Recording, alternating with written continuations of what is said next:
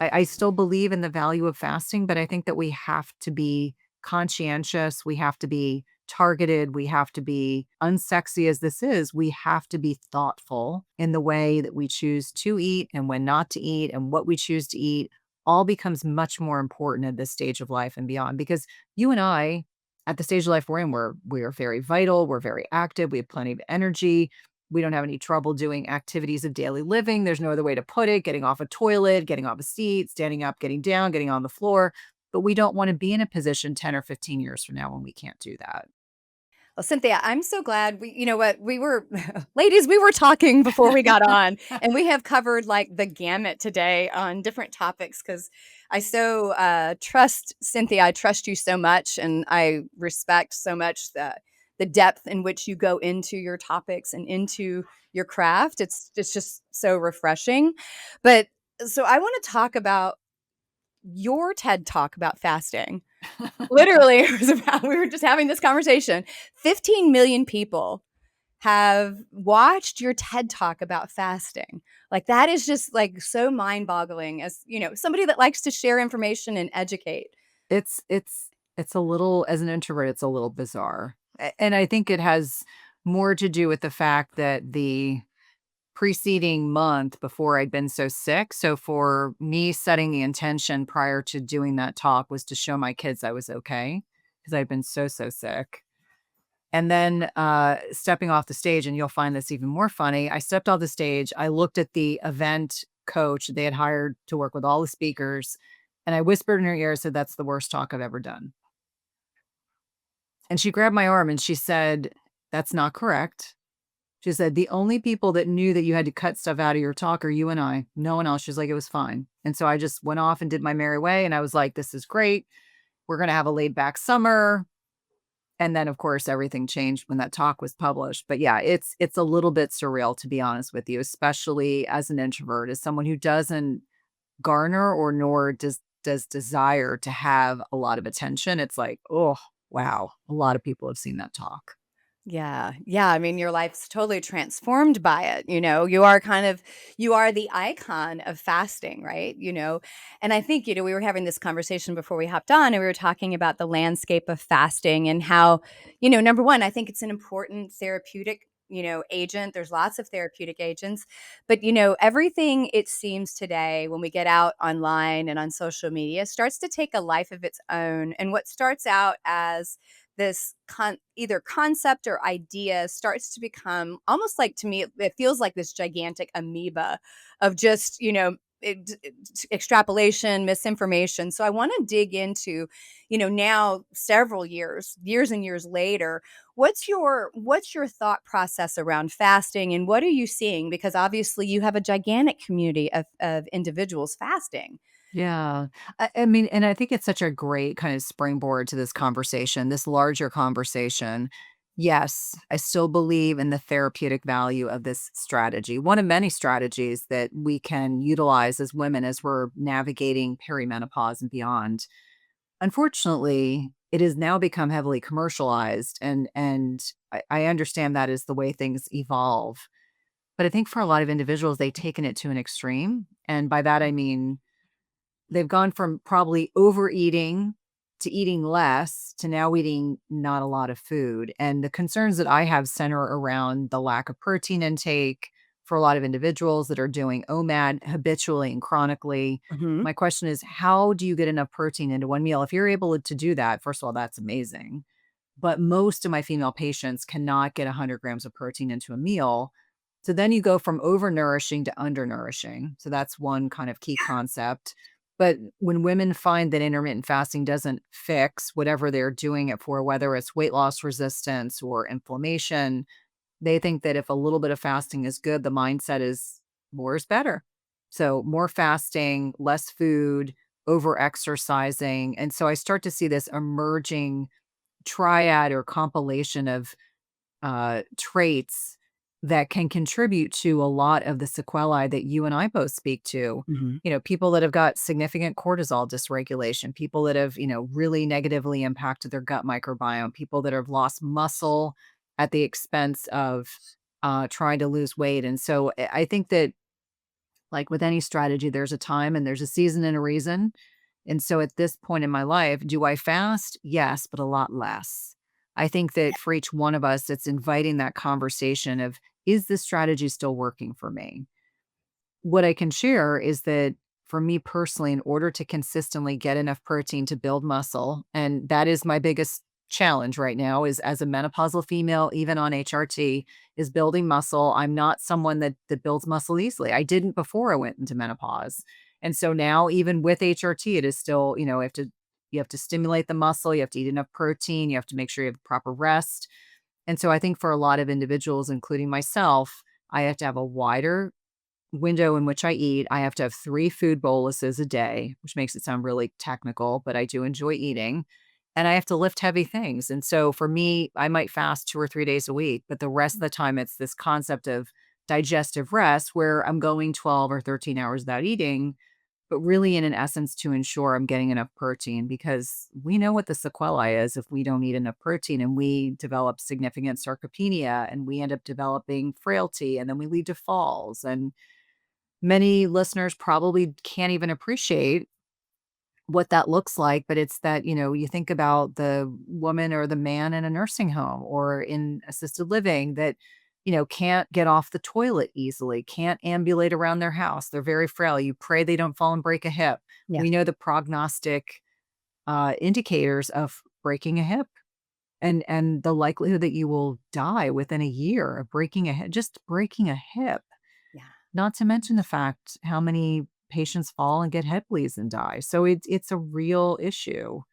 And so back to your original question, I still believe in the value of fasting, but I think that we have to be conscientious. We have to be targeted. We have to be um, as unsexy as this is, we have to be thoughtful in the way that we choose to eat and when not to eat and what we choose to eat all becomes much more important at this stage of life and beyond because you and I at the stage of life we're in we're very vital, we're very active, we have plenty of energy, we don't have any trouble doing activities of daily living, there's no other way to put it, getting off a toilet, getting off a seat, standing up, getting down, getting on the floor, but we don't want to be in a position 10 or 15 years from now when we can't do that because that's what leads to health problems and Lord knows over 25 years of being in medicine, I've seen it all.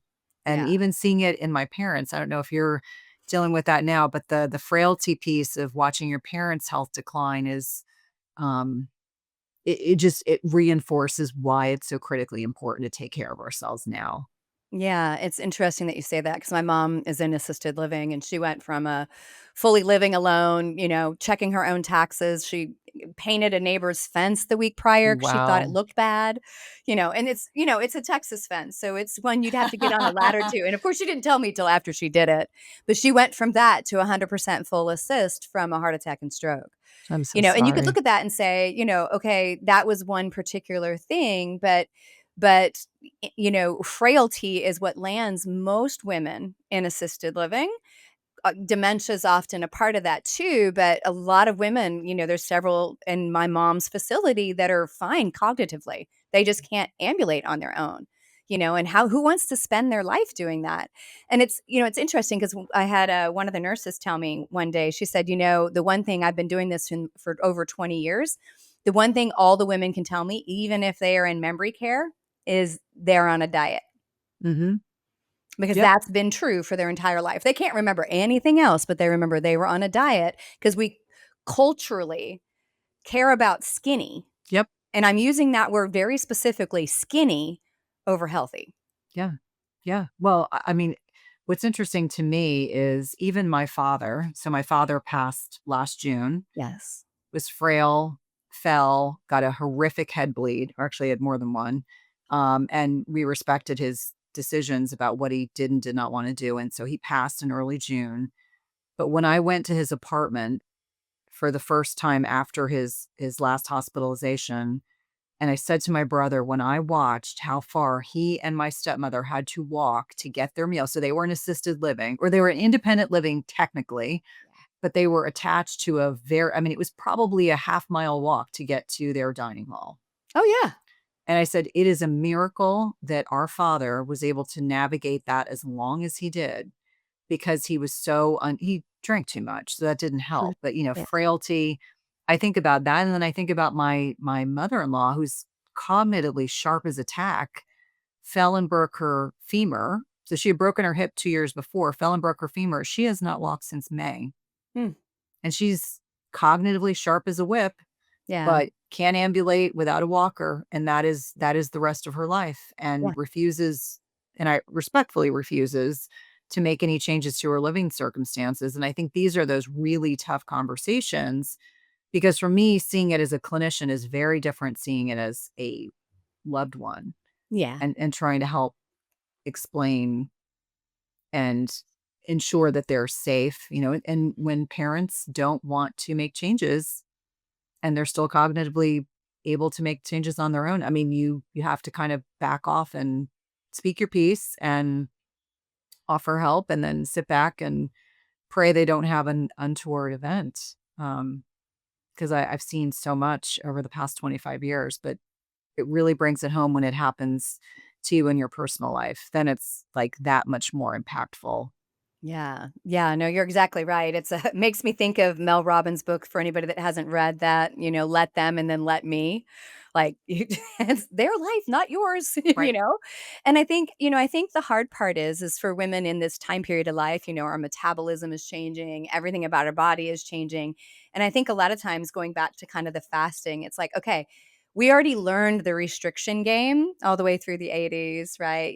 Diet culture that's been around for well over 120 years. So that catching on to this idea that I can just restrict more and I'll Mhm. get what I want, not realizing that it has such a major metabolic effect is something that I think a lot of women struggle with, and men, honestly. They really, really do. And it's interesting because I was talking to one of our members in our Menopause Metabolism Mastery group, and she was talking about, the desire to go back on this more restrictive diet. I'm like, "No, no, no, it's to go through those things." Even if you think of, like, the Atkins diet way back in the Mhm. day, it had its induction phase, so it had this period of just kind of, I call it sledgehammer to a finishing nail, right? It's to help get movement. It's to help sort of kickstart things, and it's also psychologically helpful to see the scale move, right? But it's never intended to be a lifestyle thing, but our desire to narrow down is then, of course, I'm going to stay on that thing, that really restrictive thing. And then if I don't do the other parts, that becomes counterproductive. And I think the fasting thing has sort of ran its course in that too, and I think particularly the sort of hard charging, I need to get shit done women are just like, forget it. I'm just going to double down on that. Yeah, well, because that works. I mean, the strong over skinny, the whole conversation, you're so correct about, our generation grew up with fixation on fat and fixation on being small, and, that skinny, there were ads that ran talking about being skinny. I just Yeah. remember that is so much a part of kind of the discourse and the expectations for women. You're supposed to be small, like valued if you're small, Oh, yeah. valued if you're skinny, which is, not healthy minded, not healthy body wise. And I agree 100% that in many ways women will double down on fasting, because when they were younger, if they controlled their calories and exercised more, they lost the weight. And I think there's well-meaning health coaches out there that are significantly younger that'll say, "Oh, it's just a matter of CICO." Yeah. Nothing triggers me more than when people boil it down to calories in, calories out, because yes, intellectually, we can talk about Mhm. that, but it is so much more than that, and it's the hormones. It is so Yeah. much about the hormones. How many women in perimenopause, I have a woman right now who is really upset this morning because she feels like since we did X, Y, and Z, she's, gained a bit of weight. Her BMI, mind you, is 20, Yeah, which but is she has been low, on the low conditioned. end of the normal range. Correct, but she has been conditioned because of our societal kind of Mhm. expectations and messaging that smaller is better. And Yeah. so I think that on a lot of different levels, especially as we are navigating this middle pause transition, helping me understand, like, ultimately we want to actually love and nurture ourselves. And that means physically, emotionally, intellectually, spiritually. Mhm. And the only way to do that is coming to peace with the fact that I am not the weight I was when I went off to college. I'm not. I don't try to pretend to be. I don't wanna be because I was clearly too thin. But like most teenagers, you're just kind of, you kinda just navigate the world and do your thing.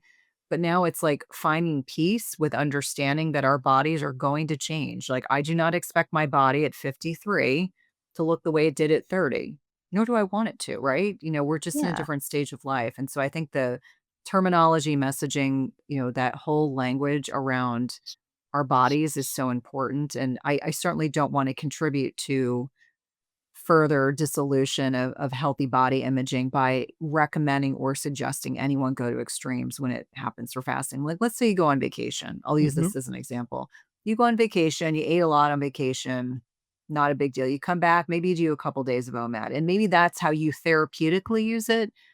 But OMAD is a sustained strategy for the rest of your life, is not nourishing your body and is not a healthy mindset. And I get angry DMs and messages every time I say this because people get triggered. But I just want you to take the emotion out of it and really think about, are you setting yourself up for success? Are you putting yourself at risk for developing further muscle loss? Are you going to be someone who at 70 can't live independently? Like, I'm a fiercely independent person. The thought of me not being independent at 70, I can't even wrap my brain around that. No. No, not at all. I'm with you on that. I've always, I'm glad you're kind of the same mindset, kind of like an alternate or 5-2 fasting, Mhm. 'cause I've been doing that for years now, and it's a way to sort of use that fasting tool, but not every day, because we do see cortisol levels rise and all these other things in the menopausal woman particularly. And I think, you know, I wanted to circle back particularly on the calories in, calories out, because there's a lot of promoting of that right now, particularly on social media, with a lot of very well-meaning PhDs, saying it's just about macros and caloric restriction. I'm like, okay, then have you read the research about the menopausal woman and visceral fat gain despite doing the exact same thing? And those two things actually not working clinically. Yeah. And I think all these mixed messages women get, and they're like, oh my God, so maybe I should do my macros, you know? And it's Well, frustrating. I think so I think there's 2 definitive issues here. Do am I saying or are we saying that calories don't matter? Absolutely not. Calories do matter, but it is one of many things that can impact your ability or inability to lose weight. And so I think it speaks to a bigger challenge of saying, I think it's important to have a sense of what your protein intake is. I think if you are trying to lose weight, there are women that really do well with some degree of carbohydrate cycling and, more carbohydrates on the day you are lifting heavy weights and more active, less carbohydrate on the days that you are not as active. That doesn't mean none. That Yeah. doesn't mean that you have to be a strict ketogenic diet, which is, if you really look at what ketogenic diets are designed to be, it's really like 20 to 30 grams net, excuse me, total carbohydrate, Yeah. not net. So I think that it really begs the conversation around when I see well-meaning 30-year-old gym bros or gentlemen. I mean, I respect you. You've got a PhD. They've worked hard for that, but they're so narrow-mindedly focused and saying it's just all about the calories. Well, that's great. You can say that to a 20 or a 30-year-old. You Yeah. can't say that to a 40, 50, 60-year-old. And you're right. When you look at the research on body composition changes that occur as we are navigating this menopausal transition, it is no joke. Like, I Yeah. have a functional med doc who probably twice a year, I get on the bioimpedance scale. And, I looked at the numbers of what my body fat percentage was, and I was like, I'm doing nothing different. Right. And yet my body fat percentage has gone up, my lean muscle has gone down. It is time to course correct. And so I think that when we talk about weight, what we really need to talk about is body composition, and by that, I mean fat-free mass to muscle mass, because that is what we want to leverage, not, "I'm 127 pounds because I have more muscle on my body, but my clothes fit more comfortably," but, "Oh, I wanna be 115 because that's what I weighed when I went off to college." Like, Yeah. it's that little bit of a mind screw where women are still so fixated on that number that they can't get beyond the fact what we're telling you is we want you to build muscle. Yeah. By building muscle, you will lose body fat. That will shift body composition.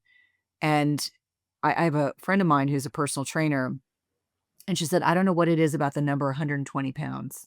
Mhm. So 120 pounds is what every woman aspires to be.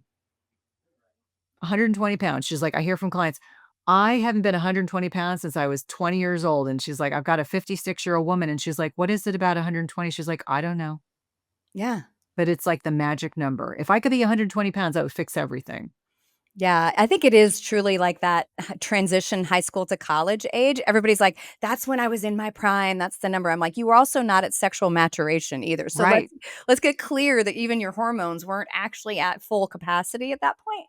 Yeah, and I do think it's very, very interesting because I think the other side that never gets talked about is, we have our body composition, our body fat, but truly, if you look at longevity numbers, whether it's mortality or other things, even a woman, I like to call it, with a little extra junk in the trunk, right? Statistically, even if you're on the slightly higher side of that healthy BMI range, there is no advantage to being on the lower side. It's actually a disadvantage to be walking around at 17, 18% body fat when we get older. Now, is that because they're under lean and also skinny? We don't know, but actually having a little extra junk in the trunk, ladies, means that our longevity is a little bit better. So, if you're wearing an 8 and you think you need to be a 4, that 4 isn't going to actually improve your health in any way, shape, or form at all, period, full stop. Ladies, if you're noticing more fine lines and wrinkles, it's not just about aging, it's about the loss of estrogen. And that affects our skin structure, making it drier, thinner, less firm. But here's the great news: I've created Biased Mastery Cream to help. This luxurious bioidentical estrogen cream supports your natural hydration and elasticity. It's packed with nourishing oils like olive, jojoba, aloe, and coconut, so it feels amazing and helps soften those lines and bring back that healthy glow. I've been using it, and let me tell you, my skin has never looked or felt better. It's smoother, more radiant, and those little cracks and creases are way less noticeable. If you're ready to give your skin some extra love, check out Buy Est Mastery on the Metabolic Blueprint website. And that's metabolicblueprint.com/Biest Mastery. That's BIEST Mastery, Mastery.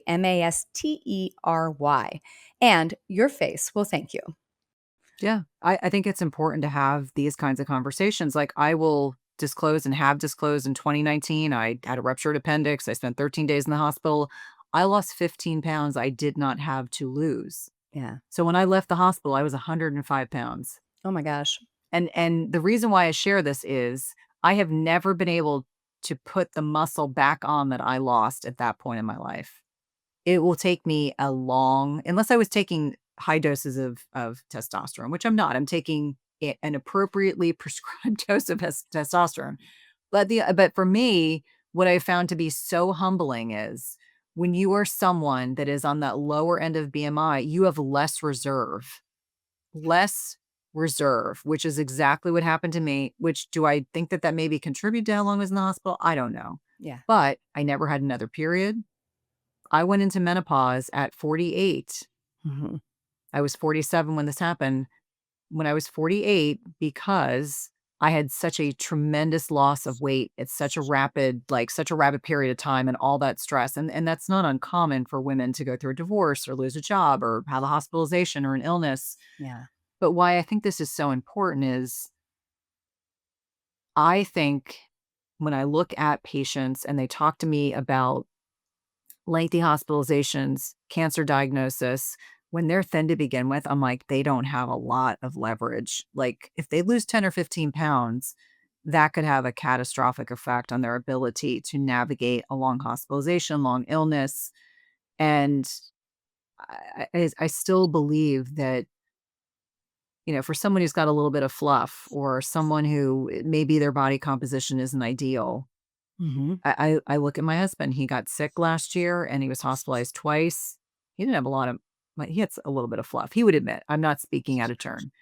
But the fact that he was able to lose 15 pounds and still be a fairly healthy person, I think worked to his advantage. But a lot of these patients that are so fixated on that number, one bad illness, one catastrophic thing, I mean, that may make it very, very hard for their body to be able to fight off an infection or deal with a motor vehicle accident or anything like that. And so I think these conversations are important for people to understand. that smaller is not always necessarily healthier. And that is the big distinction. Yeah. I was at an event last year with people that, seeing them in person, they almost looked skeletal, but Yeah. on TV, they don't look like that. And I understand that there's a degree of body dysmorphia, especially for people that are on camera with some frequency. But Mhm. it made me realize like these are people who kind of set themselves up for a whole, lifetime of overly restrictive thinking, overly restrictive food intake. Maybe they're not eating much at all. Maybe they're, right now there are a lot of people microdosing GLP-1s that are already thin. It's like Yeah. anything they can do to maintain that small personhood, Mhm. seems to be greatly valued. I think that language is important, and I think we have to be careful when we're speaking to women about changes in their body, changes in body composition. But I would say strong over skinny, Yeah. number one. And number two is what's going on with body composition? Because I think that's a conversation that we can all invite that is done so objectively when you're looking at, oh, my body fat should be X or my muscle mass should be Y. And that gives you something to work towards instead of this arbitrary number on a scale, which can be influenced by like, are you hydrated? Did you eat a bunch of processed foods? Is it right before you get your cycle? I mean, so many things can influence that number. And people just they live and die by that number. And I'm always the person to say the scale is a reflection of one metric, and the scale is a liar. If you allow it to overtake every other good intent, every other focus in your life by allowing you to fixate on something that is in many ways arbitrary. It's like one metric. It's like a blood pressure reading. It's like a pulse or temperature. It is one of many metrics that we have to take into account to Mhm. determine whether or not we need to make some changes. And I think that's the way we need to think about it. But we were conditioned to believe we need to be small and tiny and skinny. And I think that has messed a lot of people up psychologically, and not just our generation, but I think subsequent, older generations, younger generations, you know, filters don't help. I mean, all the things that we see now. And I'm not even sophisticated enough to know when people are using body filters. I can tell when it's a filter for the face, but like people will call out, the body shaping Shit. filters, and I'm like, I don't even look at that. I'm like, I was that's like, I not didn't even even. know they had those. What I'm so like social media inept, because I don't really enjoy the platform. Then I'm just like, "Oh, I just posted something." Feel like it's done. I'm done. Yeah, I kind of feel like I do as little as I can to keep things moving forward because as an introvert, I have to decide how much energy I'm going to put out there and then figure out like what's working, what isn't working. Yeah, yeah. So, yeah, so I love kind of the new conversation around fasting, or I would say refined conversation around fasting, because I do think that it needs some revamp in the social world, and like you said, we get so many people that are sort of picking up the mantle that are really not trained and don't have the full understanding of the metabolic effects of what we do with food and diet to really give direction. So I'm glad you're out there helping helping Oh, sh trying. continue to share the right information. Just trying. I mean, the last point I think that is worth making Mhm. is that and Stacy Sims says this best. I love When her. you were not eating overnight, you were catabolic. So what are we already dealing with metabolically in perimenopause and menopause is the loss of muscle mass. So we are catabolizing muscle overnight. So if you're doing 16, 18, 20-hour fast day after day and going to the gym and killing it and then going to work and then you're not eating for hours and hours and hours, that's not helping you build lean, healthy muscle. And that has to be that switch. It certainly impacted me significantly. And, I tell everyone that if you're not changing your mind with some degree of frequency, something's wrong. Yeah. So I think that it's important for people to understand a little bit of fasting is good. More is not necessarily better. That is the big kind of ethos of this discussion. Yeah. No, definitely. Now, I'd love to talk because you're obviously your history in cardiovascular health and wellness. I'm always shocked and frustrated. I remember the first time I gave, my company was actually a sponsor for an organization called Sister to Sister with Baylor Hospital. My little tiny company was us and Baylor Hospital. I was super excited. We would have big events here in Dallas. And, we did an event to teach people about the impact of food on cardiovascular health. And I'm still frustrated to this day, because that was a good 15 years ago, that women perceive cardiovascular disease, lipid abnormalities, and all that thing is some kind of dude thing. It's a guy thing. It's a guy thing. We don't have that when, basically 1 out of 2 of us are going to die from it, right? Number one killer of women, Number not one talked killer. about enough. And it And needs it's, to be stated that explicitly yeah, so that women wake up to understand what is your own personal risk factors in many instances, so that they can advocate for themselves. But yeah, we appropriately look at other things like breast cancer research and breast cancer incidences, but more than likely, 50% of us listening are going to die of heart disease yeah. or some sequelae of heart disease. Right. Yeah. I mean, exactly. My mom was in good health, had a heart attack, and brought on a stroke. And so, she's living out the rest of her time in assisted living. And, we could all look at it and there's so much wrong with the medical system, because we do have some studies like the Jupiter study on women, but the vast majority of the recommendations and clinical indications are all based on male research, not women. And women are being mismanaged, in my estimation. I'd love to hear kind of your thoughts after having lived that cardiac care unit for so long. Yeah, no, it's interesting. I transitioned from being an ER nurse to working in clinical cardiology for 16 years, and I'm an adrenaline junkie. I love where the action is. I like medically complex patients. I did both inpatient and outpatient management, so I did it all. I saw it all. And one of the things that always stood out to me, and I remember when the Jupiter study came out, and for listeners to understand, this is looking at primary prevention of heart disease and looking at the data that came out of that. If you are a woman on a statin agent, you are almost likely, you are given a greater likelihood, almost a guaranteed likelihood, let me be very clear and explicit, of developing diabetes if you're put on a statin. Now, one of the things that really concerns me, and I remember when the study came out, and my cardiology practice took a very, this is what we want, because patients obviously were concerned. Right. And, it was really saying to each and every patient, this is something we have to monitor, it's something to be conscientious about, but we don't want you to not take your statin because it is clinically indicated, for whatever's going on.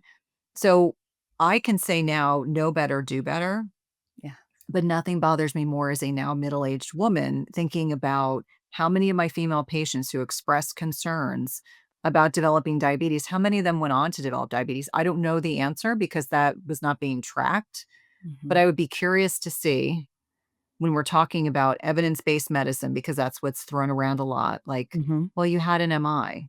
That's different. That's secondary prevention. If you've already had the disease, like your mom had Yeah. an MI and had a stroke, that's, now they've already got disease. That's not primary prevention. When we speak about primary prevention, what we are specifically speaking to is avoiding ever developing this disease. Right. And so what I see quite often, and I have a free Facebook group, and so women will ask questions. I will not provide medical advice, but I will give resources. Like, these are the things that I think are helpful. Take these resources and go talk to your doctor, NP, PA, whoever it is that you see. How many times someone has a kind of baseline cholesterol panel? So we're talking about a total cholesterol, triglycerides, LDL, HDL, super Mhm. basic. And the question will be, my doctor wants to put me on a statin. And I'm like, well, I think the question is, what are your risk factors? What's going on with other lipid metrics? What's going on with, looking at a coronary artery calcification scan, looking at special carotid imaging? Mhm. Like, you can't make, for primary prevention, you cannot make that determination with just that information. I was like, this just speaks to needing more information. That's my objective, kind of like overview of what I'm looking at. And so what I think is it takes about 10 to 20 years for new research to trickle down to the masses being the healthcare professionals. In that time, there are people that are still practicing like they did 25 years ago. Yeah. And that's what I tell everyone is I've been an NP for a long time, since 2000. So a long time. I preceded the Women's Health Initiative. I remember when it came out. I remember how many of my patients cried and sobbed about being taken off the HRT. And I'm sorry I didn't understand more than I do now, but know better, do better. But if you were still practicing as a clinician like you did 20 years ago, something is wrong. Yeah. Like, research evolves, clinical practice evolves. And so I say to just about anyone, if you're being told that you need to be put on a statin with just a total cholesterol panel without any other risk factors, that's not evidence-based medicine. That really is not. Mhm. And so I think that, women have to be advocating for themselves. And the things that I think about is an ApoB, apolipoprotein B, LP little a, which is like oxidized LDL, like with inflammatory process going on within the lumen of the blood vessel. Looking at those other diagnostic indicators, coronary artery calcification scan, it's called a CAC. It's like $100. No Yeah. insurance doesn't cover it, which I think is criminal, but is very helpful. If they really want to look at something else, they can look at a CT angio. Yeah. But I think how many women are being placed on statin agents when they don't need a statin? What they need is more diagnostic testing. And then another conversation to have a discussion about what could be done. But I was told for such a long period of time that I needed to be on a statin. And of course, I was like, I'm not going on a statin. There's just no way because I had a Mhm. high total cholesterol, Yeah. high in air quotes, high LDL. And it's actually it's fascinating to me how we get pigeonholed into thinking that a statin fix is all the ills of the world. The other thing that I would say that I think is concerning about statins, and for those people that have had a heart attack or they have vascular disease, that is different. I'm not suggesting you change anything. I'm not encouraging anyone to change anything. But I'm talking about the rest of us that Yeah. are out there is statins. It doesn't matter whether it's a first generation or the newer statins, they all cross the blood-brain barrier. They all have the potential impact cholesterol synthesis in the brain. Cholesterol synthesis in the brain is, so you can tell I get excited about this. Cholesterol synthesis in the brain is different than what is done in the periphery of the body. Mhm. And so I think that it really speaks to the fact that we have to be careful, selective, conscientious about, and judicious about when we prescribe these drugs, if it is appropriate to use them in a select small group of patients, not distributed in the water supply. Like, I'm not going to mention that years ago I had a colleague who said that we should Uh-huh. just put Xanax and statins in the water supply and everyone would be calmer and healthier. Yeah, I've had other people say that too. I agree with you. I think we overuse those medications, and obviously for women, because of its a complex one, glucose metabolism impact. I think that's why we see such a impact, and I do think it's probably the GLUT4 transport, Yep. estrogen, all Yep. of that in women. But I think on the other side, because I know that you spent a lot of time with Tom Dayspring, and the other side of that is we can't just say you could have any cholesterol lipid Right. profile and it's completely safe Exactly. too. There are some of the lean mass hyper responders that we're studying and things like that. But we do see a 19% increase in on average in cholesterol in women going through menopause, and often ApoB Mhm. skyrockets after that. My own, I was always under 200. My LDL was always maybe, like a 105, like, splitting hairs. But I can tell you my ApoB has done its own little traverse, upward. And I do the dietary things to sort of control it. And I won't do a statin. There's no way. But I even tried azatembe. I'll be really honest. I was like, okay, I'm going to try azatembe, which is known as Zetia, and my LD or my sorry, my liver enzymes ALT skyrocketed. So I was like, okay, Really? oh yeah, they So went. interesting. Yeah, so I was like, bye bye, and then I went and started looking, and I was like, oh yeah, my genetics, I don't metabolize it well. So Yeah. and so you look at it and you go, okay, it is such a big concern for women, and obviously hormone replacement helps because it helps preserve that and endothelial lining and recovery and all of those other things. But I don't think we can just say that those aren't important. The No, oxidized LDL absolutely. and the ApoB, and I think we need more women centric research, which is why I want to build my technology platform so we can actually do that research, because we need women specific treatment. I Yeah. Sorry dudes, we don't care. You have plenty of crap for you. Well, and I do think it's important to be transparent. So I have some genetic things that I inherited. I'm a healthy weight. My father was a healthy weight. He had some of these genetic things. And so doing an ApoB is absolutely imperative. And if you are an otherwise healthy woman that doesn't have diabetes or heart disease, that number should be 80 milligrams or deciliter or lower. When I first had mine drawn, I was 130. Mhm. And my very good functional medicine doc and I were having a conversation, and I said, I suspect I'm a lean mass hyperresponder because of Yeah. the pattern that I see with my total cholesterol, my LDL, my HDL has always been like 90 or 100. Yeah. And so he said, I bet, and after talking to Dr. Tom Dayspring, who's this acclaimed lipid expert who Amazing. also used to take care of menopausal women. So he was like, he is just this incredible resource. And ironically, we both live in the same town, if you can imagine that. Oh, I you're was so like, lucky. I'd be like, yeah. "Hey, Tom, I got a question." No, he's just so lovely and gracious. But when I spoke to Tom, and I was telling this to Tom, this is called a curbside consult. Like after the Yeah. interview, we talk about my stuff. I was like, he said, I think you should do this and this. And so there's a company called Boston Heart, Mhm. and there is a cholesterol balance test. Mhm. And he said, I bet you are a hyper absorber Mhm. just based on what you're telling. Plant So sterols. Yep. yep. So my functional med doc orders the test because I could order for myself, but I was like, I like to be hands off when it's me. Orders the test. He's like, you hyperabsorb. Put me on Zetia, which for me worked. Yeah. Put me on Zetia because we had done all the other, supplement related dietary things that we could do, and it dropped it to 70.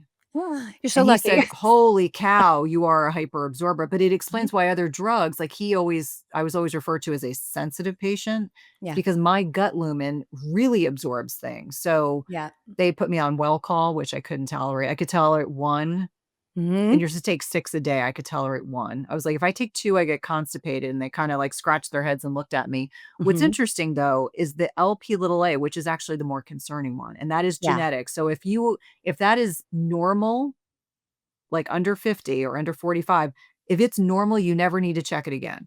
Right. Mine is not normal and mine is very high. And so we talk around ways to address it with supplements because no one wants to put me on a statin. But Yeah. my CAC, my CIMT, all my studies that were done, all my other labs are pristine. But Mhm. you're correct. If you look at what my labs look like before menopause and after, it's like a match gets lit.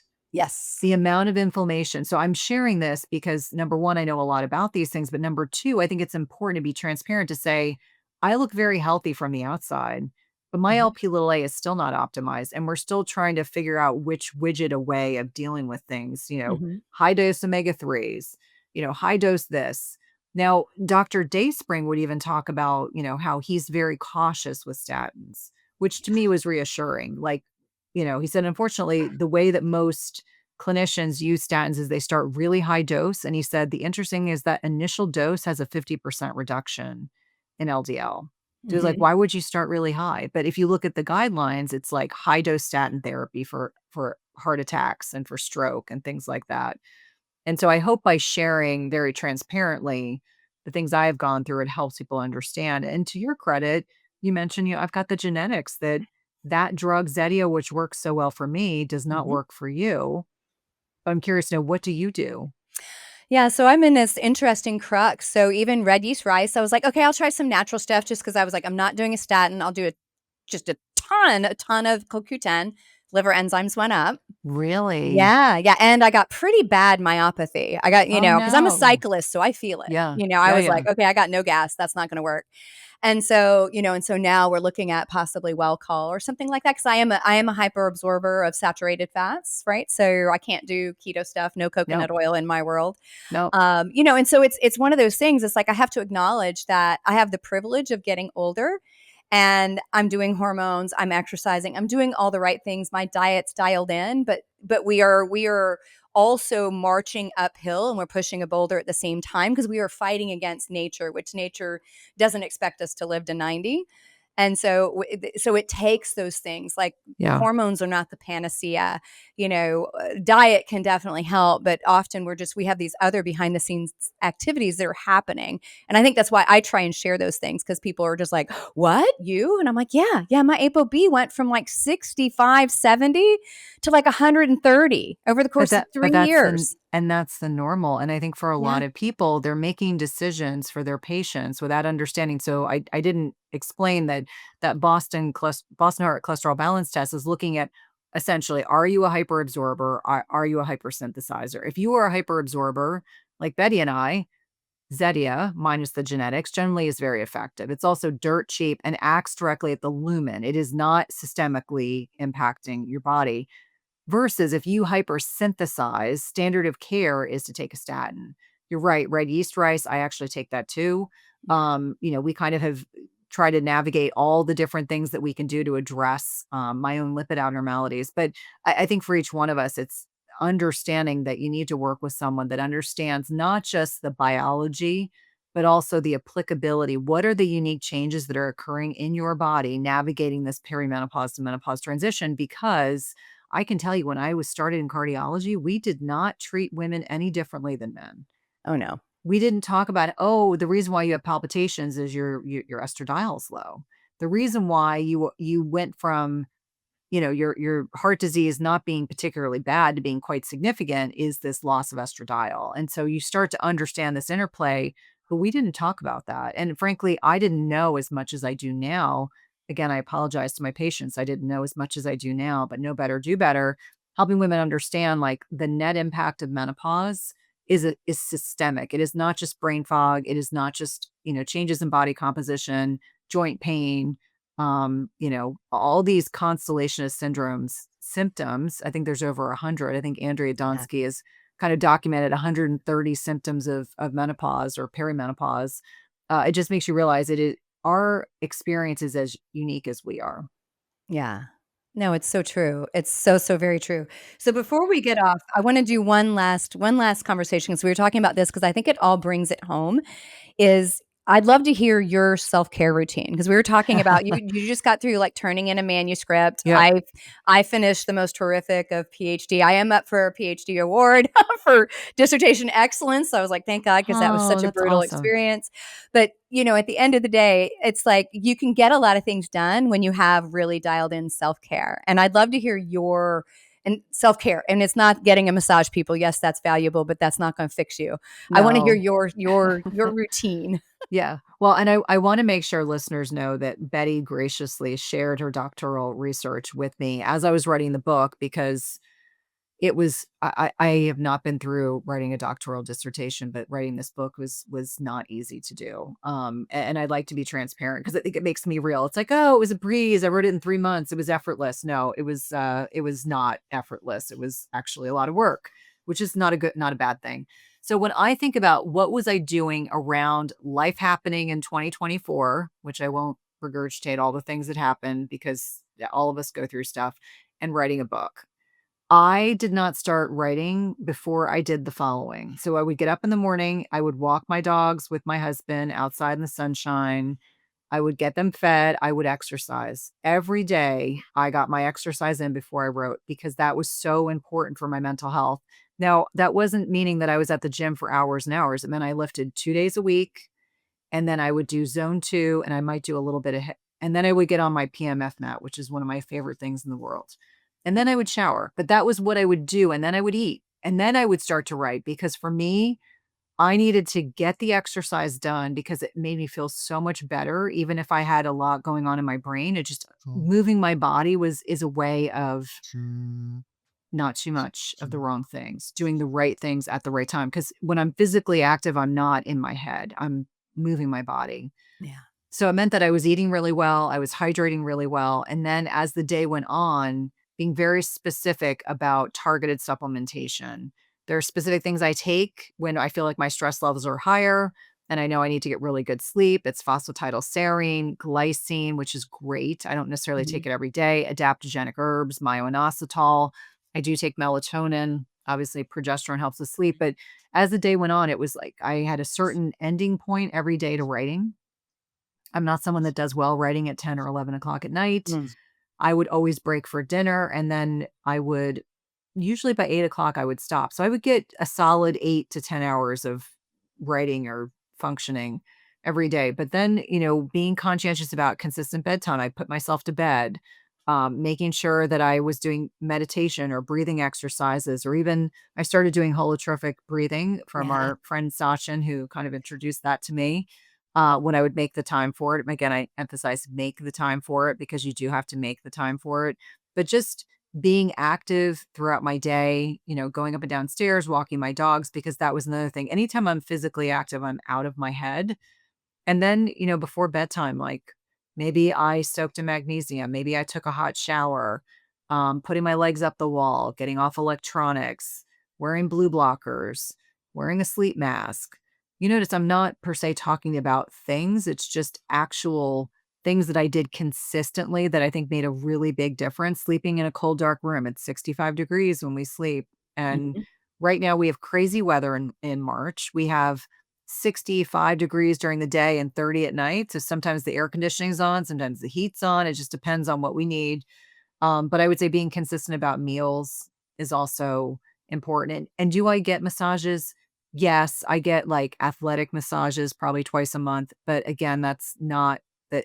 I think massages are wonderful, but that's not what I do per se for self care. That's just making sure I stay flexible and the fascia doesn't get tight.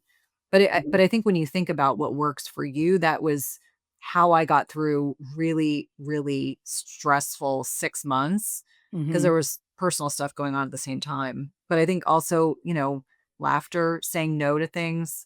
Yeah. I did some social stuff for my business, but kept it dialed in and spent a lot of weekends happily, like, just hanging out with my family because that's about as much as I wanted to do. So the last thing I would say that's really important for self-care, navigating this stage of our lives is boundaries and saying no, Oh, and that's yeah. what allowed me to maintain my sanity, in all honesty, when, I had gone months and months and months without feeling like there was any release to the degree of pressure and tension.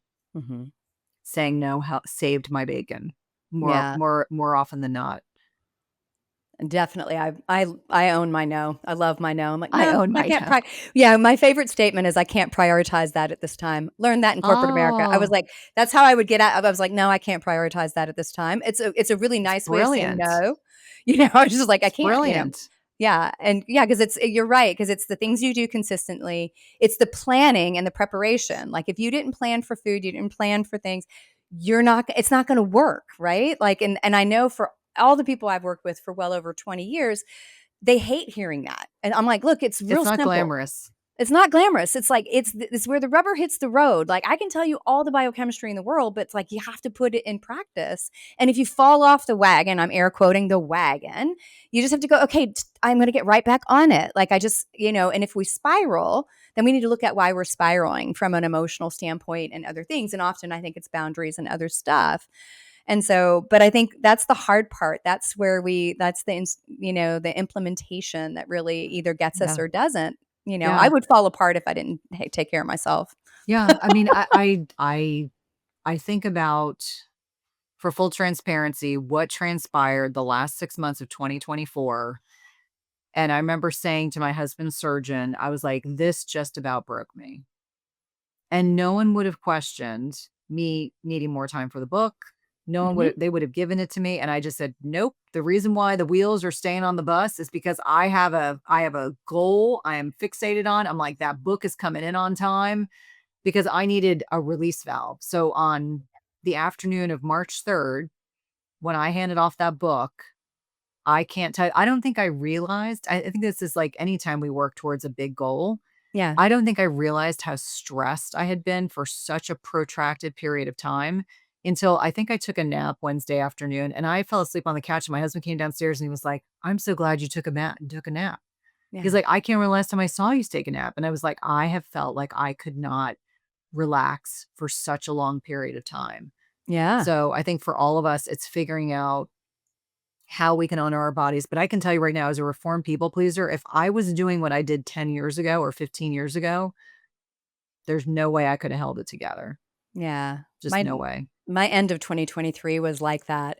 And it's what people don't realize is even if you're like, okay, I'm not working on that project right now, in the subconscious mind, it's occupying a location like a airport locker. You got something in the locker in there. You haven't taken the key and opened it back up, but you know it's there and you keep need to think about it.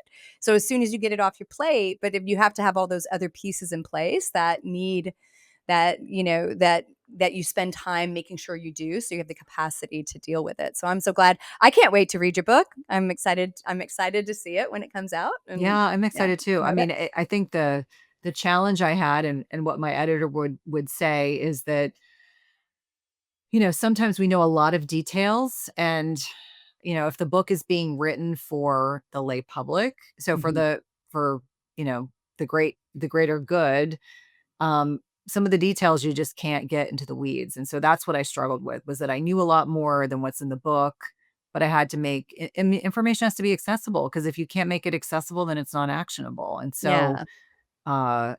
it goes to say that that's a very fine line to find, like, what that right voice is, where it's like, yes, I know my stuff, but I want to make sure that everyone that reads this book can understand it. So lots of analogies, when we're talking about the Yeah. immune system, it's not sexy, but it's analogies, because that helps people understand, like, okay, this is how we explain, innate immunity. This is how we explain acquired immunity, just so that, people can understand it. Cause I don't know about you, but immunology for me was never my strong suit, because it's not as tangible as other body systems. Yeah, I mean, I feel like I had a pretty decent handle on it, but yeah, being able to explain that to the everyday person. Yeah, I have people that ask to read my dissertation. I was like, people in our space won't read my dissertation. I did. You did. I was like, it's brute. Yeah, no, nobody wants to read that. So, Oh, I yeah, enjoyed it. so I applaud that you got that data out there in a accessible format. So, yeah, I'm super excited to read it. Yeah, can't wait. I am still waiting to find out, like, when they want to so it's a 2026, but Yeah. hardcover, and kind of waiting to get the gestalt on, where they want it to land. And I heard right after I submitted my proposal that there's a physician in the space that's talking about, I think, perimenopause and the microbiome. So it's going to be interesting to see, when they come out. But as I tell everyone, there's room for, mindset of abundance, and there's room for every book, and every book will find its people, and it's all very exciting. Yeah, it's very exciting. Well, Cynthia, it's been so fun having you on and talking about all these different subjects. It's been wonderful. I want to thank you for giving me some of your time. Absolutely. I'm so glad we were able to make it happen. Yeah, I'm so glad. It was actually challenging to get this scheduled between our two schedules. It was like, yay, we finally got it. Yes, yes, Yes, yes. it's so good. It's so good. Well, everybody, thank you for listening to Menopause Mastery. If you enjoyed this episode, please share it with a friend so together we rise. So thank you, Cynthia. Thank you.